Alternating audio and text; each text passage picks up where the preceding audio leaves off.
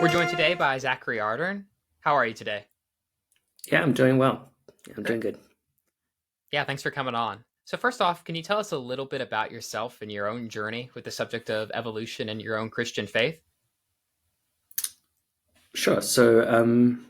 I'm a researcher in molecular evolution based in Cambridge at the Sanger Institute.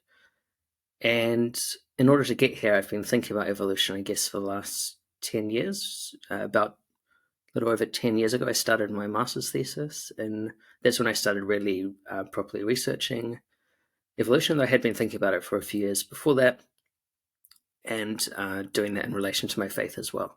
So one reason that I'm really interested in kind of fundamental evolutionary theory is uh, because I'm interested in what relationship it might have to God and creation and a lot of the kind of typical questions that Christians will have about science and faith.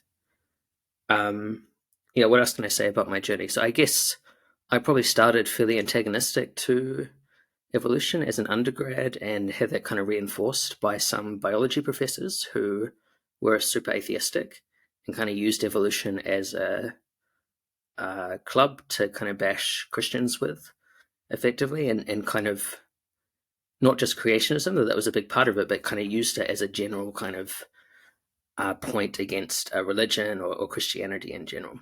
And that actually kind of ironically actually pushed me back towards being less sympathetic to evolution than I would have been going into the classes. So they had the opposite effect of maybe what they wanted, or maybe they just wanted to bash Christianity, in which case I guess it achieved what they wanted. But it also kind of forced me or pushed me more into apologetics, which probably wasn't what they were wanting to achieve as atheist biology professors. So yeah, so that kind of pushed me into thinking about how do I, as I came to accept the evidence for evolution and started to realize how strong it is in various ways, that pushed me to grapple with how do I put these things together.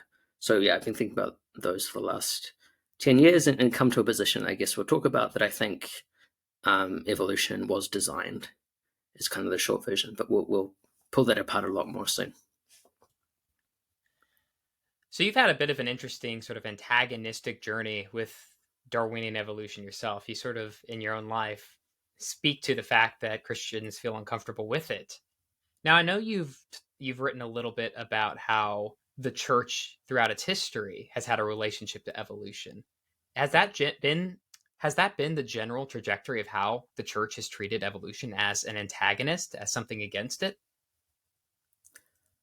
Yeah, I think it's super hard to generalize because it really depends where you are, what kind of educational background people have, whether they're how aware they are of science. I think the general tendency was that the more people were into science, the more sympathetic they were to evolution. That's my sense, at least kind of early on in the early response. There are a lot of people who were kind of actively engaged in the scientific discussion. And Christians, some of them had problems with evolution, but they were largely scientific. They thought it didn't achieve what it had set out to achieve. So there was still a lot of scientific questions that were being debated early on. But they were doing it in a way that um, a lot of kind of, I guess, leading Christian thinkers were doing this in a way that wasn't just um, completely rebutting evolution or completely denying it straight from the start, but instead kind of engaging with it really rigorously. And that's what I guess I'd really like to see. And I think we've lost that to a large extent. Yeah, so I guess in my experience, a lot of Christians are either antagonistic towards evolution and sometimes have a fairly deep understanding, but usually have a fairly superficial understanding. And a lot of others are just completely apathetic about it and think it really doesn't matter, so that they don't think it's something that's really worth investing time in. That because Christianity is about Jesus and okay, God created the world somehow, it really doesn't matter. Now, I think both of those are kind of mistakes, like either to be completely antagonistic and to not deny it has any legitimacy, or to say it's completely irrelevant and why should Christians even talk about it? Because the doctrine of creation is really important. And I think for the doctrine of creation to be credible today, it's going to have to engage with what science is saying. And evolution is saying some stuff that on the face of it, does pose a challenge for some kind of Christian conceptions of how God is created. So that's why it's important, I think, to engage with it rigorously. And some Christians have done that over the last 150 or so years, and a lot of people haven't. So is a belief in evolution a denial of the Genesis text? Is it a denial of God's creative action in the natural process? I think the short answer is no. Um, and there's lots of ways to kind of unpack that. But a lot of people in Darwin's time didn't think it was. Um, but there's, I guess, a lot of different strands to unpack there. I think a lot of people would assume that Christians in Darwin's time were basically all young earth creationists until Darwin came along and kind of refuted that. That's the way it was kind of presented in my introduction to biology lectures and that kind of thing. I think a lot of people have that vague understanding. But actually, before Darwin, people had already come to accept the Earth was very old. And there had been some kind of sequence of development of organisms. And so this is what was seen in the fossil record. And Darwin was providing a really tidy and nice explanation of why that is.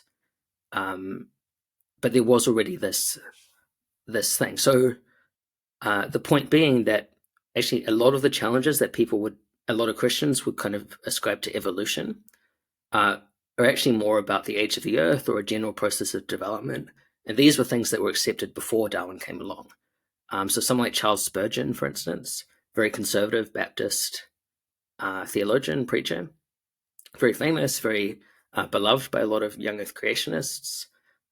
He accepted the old age of the earth and various things that went along with that. So, and this was before Darwin, and there was a lot of people like that. So this was the status of kind of educated evangelicals in the years before Darwin, and so I think that's one way of looking at it, to show that evolution per se doesn't look like historically it's been this big problem, and that people had already come to grips with a lot of the fundamentals that we might ascribe to evolution before Darwin came along, the age of the earth and the kind of general pattern of development of species over time. Evolution adds a couple of things into that, which we can talk about, but I think actually those are the two big things that people would associate with evolution. And so I guess, how we deal with it, I guess, comes down to how we're going to read Genesis. But maybe you want to follow up on something I've said there before we go into more detail. Yeah, you talked a bit about Spurgeon, and another person I know you've talked about is Asa Gray. Can you tell us a little bit about him? I'm sure our audience would like to hear about that. Yeah, so you, Seth, might actually know more about the history of that. I've read a little bit of his a biography about him and such, and tried to look into him a little bit. But so he was an interesting person, a botanist at Harvard, who started interacting with Darwin's ideas very, very early on, and had a substantive correspondence with Darwin. He was an evangelical, or at least a conservative Presbyterian theologically, and he was a big fan of Darwin. So he was one of Darwin's friends and the main kind of supporter of Darwin in the US, as a botanist, but at the same time also as a evangelical or quite conservative Protestant. And so I think a lot of things he said right early on in responding to Darwin are still relevant, legitimate today.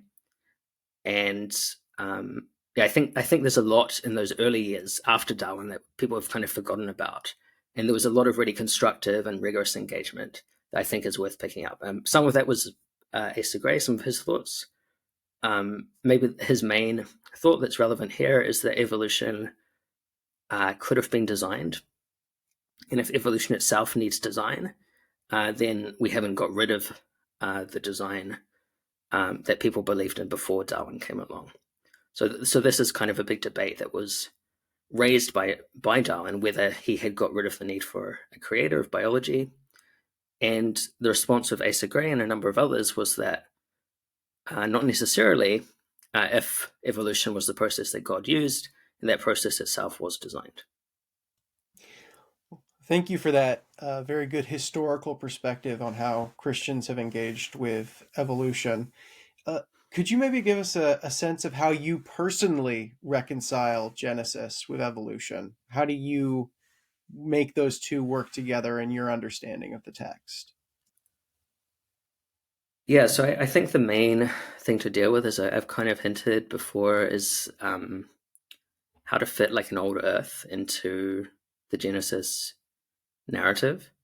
And the question that raises, because the Genesis narrative on kind of a face value reading seems to suggest that God made everything in a literal week, and it wasn't that long ago, it was a few thousand years ago.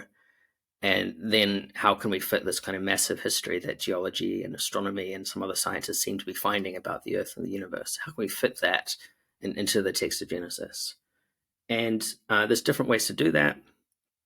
Of course, as you'll be familiar, and many of the listeners will be familiar with, the framework view, the idea that Genesis is kind of giving a non-chronological kind of thematic overview of the development of life, but as I say, in a non-chronological way.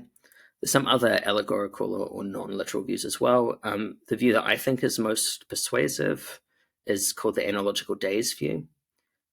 So this is advocated by C. John Collins, who's a biblical scholar in the States, did his PhD in the UK. And so this is the idea that basically that Genesis is kind of analogical language about God's creation, using kind of a concept that the Hebrews would be familiar with, which is a workman going about his day. And the way that creation was achieved can be kind of seen as analogous to an ordinary Hebrew workman going about a 1 week process, perhaps of building a temple, or is another kind of aspect that seems to be kind of hinted at in the text.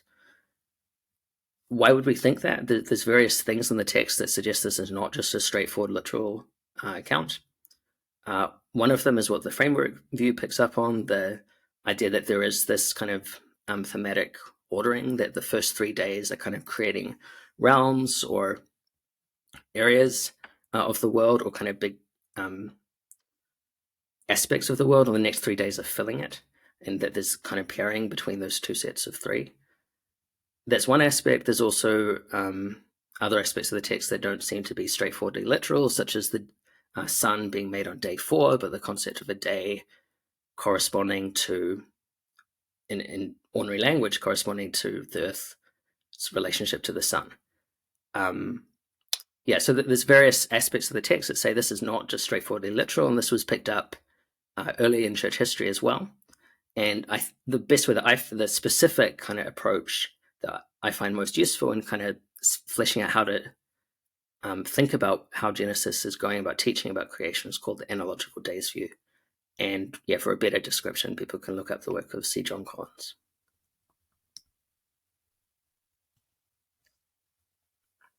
So it's sounding like that it is completely possible to reconcile a pretty strong view of scripture and evolutionary theory. But I get a sense that a lot of people might still be resistant to that because it's seen as a sort of concession still. We're still conceding some territory to atheism, even if we can sort of jam these two together. Well, some of your recent work has been to undermine that assumption and show that evolution might actually suggest some design. Can you give us a bit of an overview of that? Yeah, I think there's so much kind of useful background here that a lot of people don't have that makes the conversation difficult sometimes. One of the main things that I find most helpful is just think about what science is itself, and think about whether science itself is atheistic. If you give in other words, if you give a scientific explanation of something, have you given an atheistic explanation of it? Have you got rid of the need for God by giving the scientific explanation? And I just don't think that is the case. One of the main reasons for that is to give a scientific explanation in kind of the archetypical way is to give an explanation in terms of laws of nature. I think the best account of laws of nature is that they're somehow related to God's commands. This was the historic view that the early scientists believed. And so I think when we talk about laws of nature, we're really talking about some way that God is ordering the universe, is ruling the universe. And so I think laws of nature are not a naturalistic kind of concept, and therefore explaining things in terms of laws of nature is not inherently atheistic or naturalistic, and therefore science is not inherently atheistic. So that's the broad picture I think is useful. And then there's just a subset of that we're dealing with is, okay, what about biology? And I think basically the same thing holds. So one thing I find interesting is people will accept this quite quickly in the realm of physics. It's reasonably uncontroversial that the solar system has kind of evolved.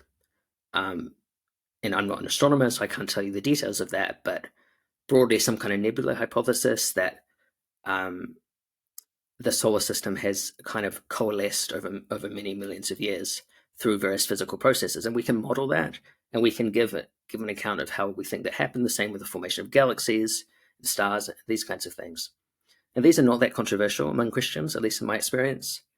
Some kind of maybe old Earth creationism, or even actually a lot of varieties of young Earth creationism have cosmologies where this stuff happens naturally. So the point being that it's fine for a lot of Christians for God to create by laws of nature. I think the same principle applies in biology. So at least conceivable that God has created through things that we would say are natural, but I would say are not naturalistic, that is laws of nature. And the specific details of that is the field that we call biology. In the same way that the specific details of how God has created the solar system or the galaxies is called astronomy. So in principle, I don't see a problem with a law-like process. How can we still have design, though? That's one of the remaining questions. We might think, okay, it's possible, there's compatibility that God could use a law-like process. That's okay. But haven't we got rid of the need for design by saying God used a law-like process? Well, again, people don't say that in physics because these physical laws look like they were designed. And this is actually, a lot of atheists find this one of the strongest reasons to believe in God. So people, I think both Richard Dawkins and the late Christopher Hitchens said that the argument they find most troubling for God is the fine-tuning argument, that the laws of nature are basically set up very precisely in order to facilitate the origin in order to allow life to exist, for there to be a life-permitting universe. So what I want to say in biology is something analogous, that, okay, the physicists have a law-like creation, and God is behind those laws, and he set them up precisely. Potentially it's the same in biology, that we have a law-like creation. There are various kind of somewhat understandable, predictable, law-like processes in biology. We call these things like natural selection and other aspects of evolution. Potentially God is behind that, and potentially also God has designed those laws, and similar to the way he's designed physical laws. Maybe there's all kinds of interesting philosophical questions there of how you spell that out. But basically, I think the same principle kind of applies, that it's at least plausible that God could have set up the fundamental evolution processes in a way analogous to how he has set up the fundamental physical laws and initial conditions, which is the subject of cosmological fine-tuning. Yeah, so there's lots more to say, but that's kind of an introduction. Yeah, thanks. It's interesting that... How dare you, Seth? Go ahead, John. It's interesting that you said one of the sort of law-like systems God could have set up might be natural selection itself. And I wonder, I tend to think of natural selection as a sort of cruel mistress who progresses the species through death and extinction. And is that a type of, is that a way that most people would want to see God as being involved in the universe through a law that is harsh like that? Yes, I think natural selection is often misunderstood. Firstly, it's not the only thing that's driving evolution, and maybe it's not even the main thing. There's lots of debates about that, but I'll set that aside for a second. It's okay. Let's say evolution is mostly about natural selection. Technically speaking, natural selection doesn't really require death. Natural selection just requires differential reproduction, and that the traits that are differentially reproduced are inherited. Um, because evolution by natural selection is just the change of frequency of traits over time, inherited traits over time, you actually don't need any death in that situation to get natural selection. So in our world, we do have death, but death is not actually, like, at least as I see it, death is not really the main driver of natural selection. It's more about differential reproduction. Death is part of it, but the nature of death, the cruelty of death, that's kind of a separate issue, and that's something that I think all Christians in all worldviews face and need to have some kind of account of. But I don't think natural selection adds that much into the system. I think a lot of people confuse natural selection with what I mentioned before, like the age of the Earth. And because as soon as you have an old Earth, you do have this fossil record with a lot of apparent suffering in history. But that's a different issue to the specific mechanism of natural selection, which, as I see, is largely about differential reproduction. And on one hand, on the other hand, is not the only driver of evolution. There's all kinds of other factors that are kind of being explored nowadays with the extended evolutionary synthesis. I'm particularly interested in the kind of the mutation side of the equation. So the classic neo-Darwinian evolution is kind of random mutation plus natural selection. It's turning out mutations are not really random. They have other interesting properties. And that's one of the other kind of factors which is driving where evolution goes. Yeah, so that's kind of a grab bag of responses to the natural selection kind of issue. Yeah, if I can jump back a little bit to you talking about the possibility of there being an analogous form of design in biological evolution as there is Yeah. to that cosmic fine-tuning that gives Richard Dawkins so much trouble and keeps him up at night. Yeah. What do you mean by that? That seems completely novel. Yeah, so it's like most good ideas, it's not really completely novel. So it is an idea that in some form was held by people like Asa Gray, who we mentioned before. He used the various nice analogies. One of them was like a weaver who hand weaves cloth. And if you see that cloth and you don't know where it came from, you would recognize it came by design. And in this case, it did, because the weaver kind of made it by hand. But in Asa Gray's day, or maybe a little bit before, kind of the height of technology was kind of new mechanical looms that can weave cloth without people moving the needles by hand directly.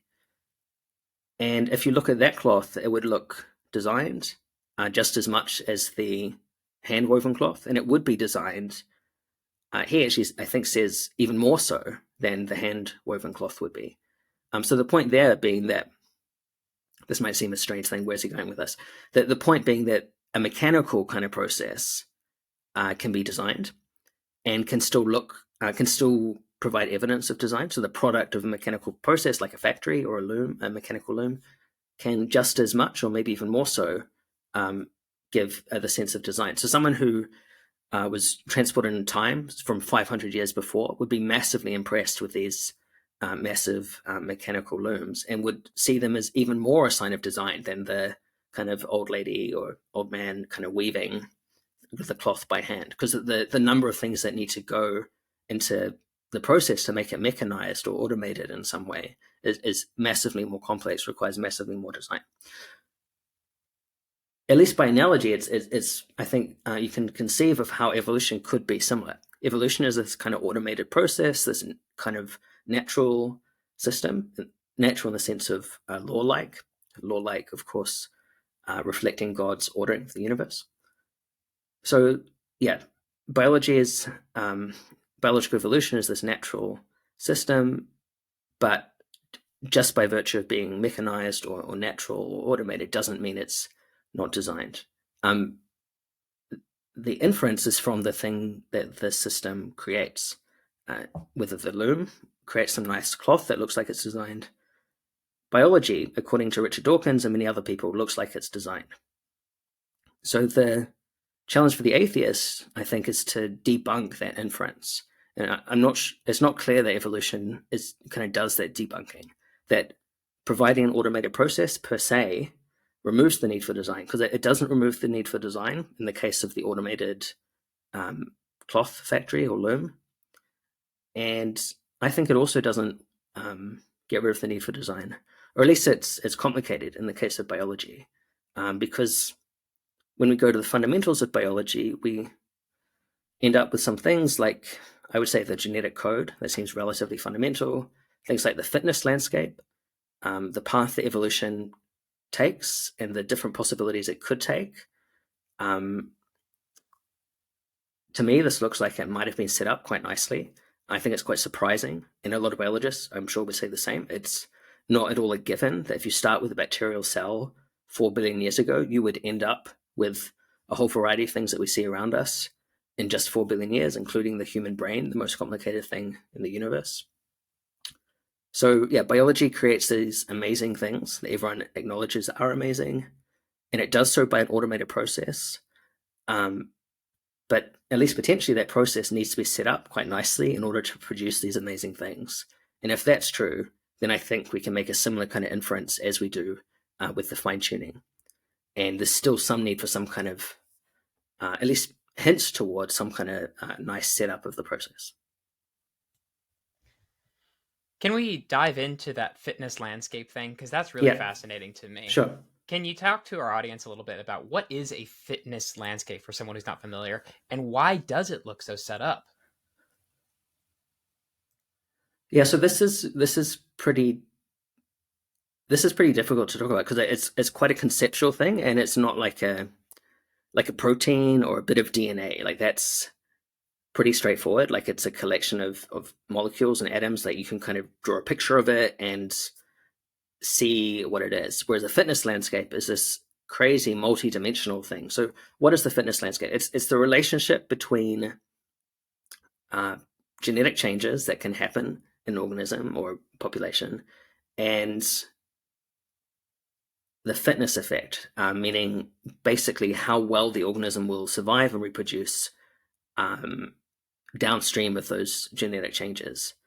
So we have genomes with billions of bits of single letters of DNA, and these can change in many different ways, and those changes can have different effects, and some of those effects are going to change fitness. So the fitness landscape is this huge possibility space of the different ways that genetic changes can affect kind of survivability and reproduction for the population. So this is this huge, kind of impossible to imagine multidimensional space, and evolution is basically kind of a journey through that space. And the thing that I find interesting to ask is, why is it that 4 billion years ago we had just bacteria or something kind of like bacteria, some kind of single-celled thing right at the beginning of life, and now we have many interesting, complicated things, including the human brain and all kinds of other stuff. How is it that pathway? Why is it that there was such a pathway, given that most evolutionary trajectories are going to end in dead ends or not going to end in the kind of interesting functional complexity that we see? I think we can fully imagine that Earth had started with single-celled bacteria 4 billion years ago, and today there was also just single-celled bacteria. There's all kinds of kind of interesting, complex processes that had to happen along the way. And if you're a kind of strict neo-Darwinian evolutionary biologist, like someone like Richard Dawkins, you're going to say, well, it was natural selection that did it. And when he says that, or when someone says that, they're basically saying it's the fitness landscape. They're saying that there was this evolutionary pathway, what Dawkins in one of his books called Climbing Mount Improbable, that there was this kind of smooth slope of individual steps which allow evolution to proceed. And the question that I'm asking is, why is that the case? Did that really need to be the case? There's some arguments from computer science and mathematics and related areas that suggest, at least in our simulations of this kind of process, it doesn't need to be the case. It's very easy to set up an evolutionary simulation that does nothing interesting. These ones don't get published because they don't do anything interesting, but the ones that do get published, the ones that do something interesting, and they need to be set up really precisely. And there seem to be some general principles about this, that in order to get kind of interesting functional complexity at the end, there's only a small subset of the total possible number of fitness landscapes that will get you there. So this is quite a complicated argument. I'm not sure how to simplify it, but it's basically that in order for this smooth pathway to exist, it raises the question of why does this particular pathway exist, given that instead there could have just been a bunch of evolutionary dead ends. So in essence, you and others are working to show that evolution is not an alternative to design arguments, but might actually be sort of the ultimate design argument, or at least better than the traditional design arguments that we've previously talked about. How has that kind of argument been received so far? Yeah, so I try to be really cautious about this because I don't want to lose my job, and there's a lot of open questions here. But I'm interested in why are the fundamentals of evolution the way that they are. And I think I think basically most biologists haven't thought about that. People like Richard Dawkins, even, who is actually interested in these kind of deep questions, but hasn't kind of gone that step to ask. So because he thinks that once you've given a natural explanation of something, that's the end of the story. But I think the fine-tuning case at least gives us the possibility that we can raise further questions. The fact you've explained something in terms of laws of nature or things that seem quite fundamental doesn't mean that there's nothing left to be explained. There might be nothing left to be explained scientifically, but that doesn't mean there's nothing left to be explained. And that's kind of the gap or the kind of junction that I want to point to. And that's why most biologists haven't thought about this, because their job as biologists is to explain things scientifically. And the kind of argument I'm trying to offer is not going against that. It's actually saying, give me all the scientific explanations you can, and that's great. And I want to run with those. Given those explanations, then what is left is kind of fundamental in those explanations. What is the fundamental shape of evolutionary theory? And my suspicion is that whatever that is going to need to be set up quite precisely. So all that is to say that biologists don't actually have too much to say to this argument, other than helping to flesh out what these fundamentals are. But the argument itself, I want to frame it as more of a philosophical inference from what biology seems to be telling us. So it's yeah. Sorry, go ahead. I mean, so it's kind of like the atheist is saying we don't need to put God in there to explain planetary formation because gravity explains it. But then you're saying, okay, yes, from the scientific angle, gravity does explain it, but who explains gravity? Why do we have these precisely tuned things like the gravitational force and law and all of this stuff? And you're making an equivalent argument in biology. Exactly. You're trying to get down. Yeah. Okay. So it's going to be controversial, like whether there are these fundamental things, what we're talking about, what could be fundamental in biology. One thing that most biologists would accept as fundamental is like whatever the origin of life was. So let's say the first replicator, if you go with something like an RNA world theory or something, whatever that first thing was, it seems to me that, and there's arguments for this and work by people like Simon Conway-Morris that suggests the stuff that was really early on in evolution ended up being really useful later on in a way that I think surprising and kind of hints that the early stuff might have been set up quite nicely. That's the kind of thing that I'm thinking about in terms of initial conditions, but I'm also thinking about the overall framework, things like the fitness landscape, that I think are kind of a given for biology. Biologists don't ask us, why is there this fitness landscape? They just ask, what is the fitness landscape? Which is a good question, but it's a different question from the one I want to ask, which is, okay, given that there is this fitness landscape, why is there this one rather than all the other ones that don't work so nicely? So the biologists have a lot to say in the details, but in terms of the inference, it's going to be a philosophical one. Yeah, Thomas Nagel actually has a really good analogy. He says, I can tell you completely from a physical basis why, with my calculator, if I hit the 5, the plus, and the 3, all the neural firings, why that ends up with a unit 8 on there. But unless you understand the purpose, the goal, why that is, it becomes completely inexplicable why it is an 8 that shows up there and not a 9 or a 10.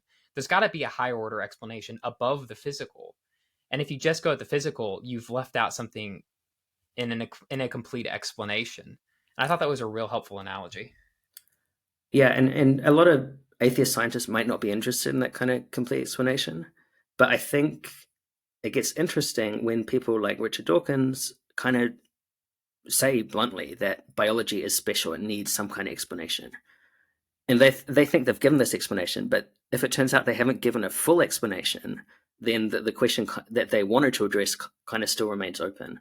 And they kind of see that in something like that in the case of fine tuning. That's why they realize it is a problem, because it is addressing kind of exactly the question they kind of want to answer, and they realize that there's kind of a problem there in current kind of naturalistic conceptions. And I think there's something analogous happening in biology, because it's not just that there's a need for a complete explanation in general, that that's part of it, but it's also that the products of this process do look special. They do look like they need the natural response of different cultures across many centuries and millennia has been to infer design. And it's not clear that evolution has got rid of that need for kind of this kind of ultimate teleological explanation. So there's an obvious parallel here in one sense to intelligent design and the intelligent design movement. And yet, at the same time, you seem to be doing something that's radically different from what the intelligent design movement is doing. Could you maybe give us your current thoughts on the intelligent design movement and how what you're doing relates to or contrasts that? Yeah, so this is a potentially controversial area, I think more controversial in the US, where it's maybe a little bit, or has historically been a bit more of a live issue. I guess I'll just say a few things and probably won't directly answer the question, but hopefully what I say is interesting. One of the main things I want to say is the idea of intelligent design is really broad, and so is the intelligent design movement, maybe surprisingly broad. So actually, it's very hard to give kind of a half a sentence response to the intelligent design movement. If you want to do that kind of rigorously and fairly, given that it is really so broad and surprisingly broad.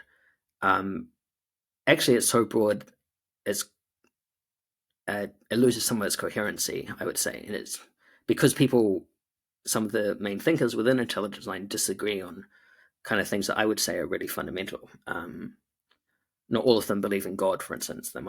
Someone like Michael Denton might be some kind of a deist or some kind of non-standard concept of design. There's also other fundamental kind of disagreements within the intelligent design movement. Most of them are what I would call functionalists. So they're trying to explain adaptation. This is the same as both William Paley and someone like Richard Dawkins. They really focus on why are biological organisms so beautifully adapted to their niches? That kind of question.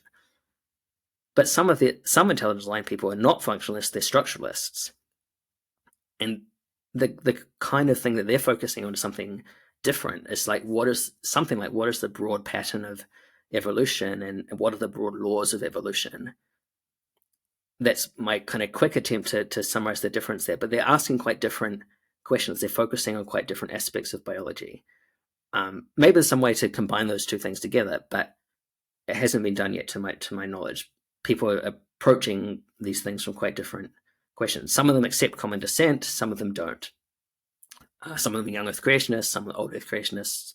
Some are very similar to theistic evolution, just with a different name. Some are deists or have some other concept. So that's why I can't give kind of a blanket judgment. As an evangelical Christian who accepts evolution, I can't give a blanket judgment on intelligent design because it's such a broad spectrum. I can disagree with various claims that they make, of course. And so I'm not here to defend, I think, any of their claims necessarily. So that's on the negative side, all that stuff. or at least potentially negative. On the positive side, I think they do raise interesting questions, and they don't necessarily get enough credit for that. But I understand why they don't get credit for it, because I think they go about it in a way which doesn't make sense to evolution biologists, because most of the intelligent design movement, I would say, is basically anti-evolutionary. It says in order to have design, you need to reject evolution. You need to show why Darwin was wrong.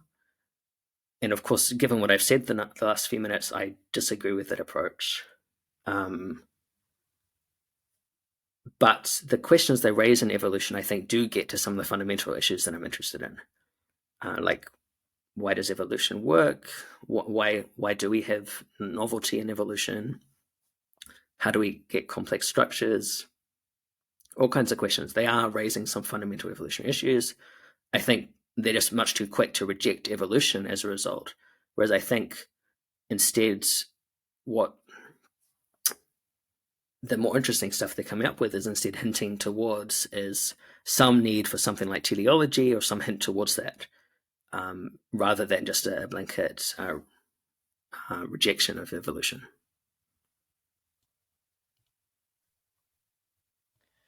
Get my mic right.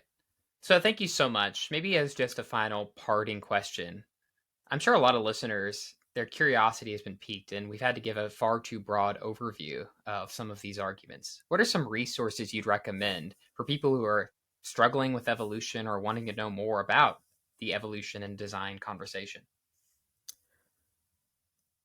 Yeah, so there's a guy called Seth Hart, you may have heard of. He's written some stuff on capturing Christianity. So I quite like his essays. They're not like perfect, but they're quite good. So that's on the kind of historical stuff. So some of that stuff that I've mentioned, he touches on that. I think he's written quite a bit about teleology and stuff as well. So those are quite nice essays. I've written some essays there as well at Capturing Christianity. So that's kind of for like short essay stuff. If you want a really long, in-depth conversation on the topic, then I did a couple of podcasts or YouTube interviews on Capturing Christianity with my friend Roope Kojonen, who's a Finnish theologian who's written a couple of books on related topics. So yeah, you can listen to those conversations or see some of my articles, see Seth's articles, or you can, if you're really keen, you can go and get those books for a really in-depth look at it. The first one I think is called Intelligent Design and the Temptation of Scientism. And this is exploring some of these kind of broader issues that I touched on, like how does science work? What is it? What's a good scientific argument? How does that fit with intelligent design, theistic evolution, that kind of stuff? And the second one is, I think it's called the compatibility of, I'm going to get it wrong, but I think it's the compatibility of Darwin and design.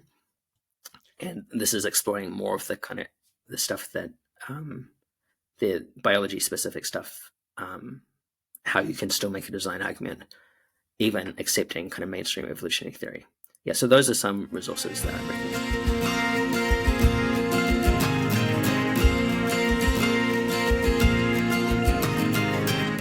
Thanks again for listening to the Spiritually Incorrect podcast. If you like what you heard, please consider subscribing and leaving us a 5-star review. We're an up-and-coming podcast, and every little bit helps. Also consider joining our Patreon page. Patreon sponsors have exclusive access to unaired episodes, different kinds of merchandise, the ability to suggest an episode, and even an hour-long interview with Jonathan and I. Check it out at spirituallyincorrectpodcast.com and see what you're missing out on. Sound effects from zapsplat.com. Special thanks to Jordan Birch, whose song Starry Night provides the intro and outro for this podcast. You can hear more of his music on YouTube or Spotify.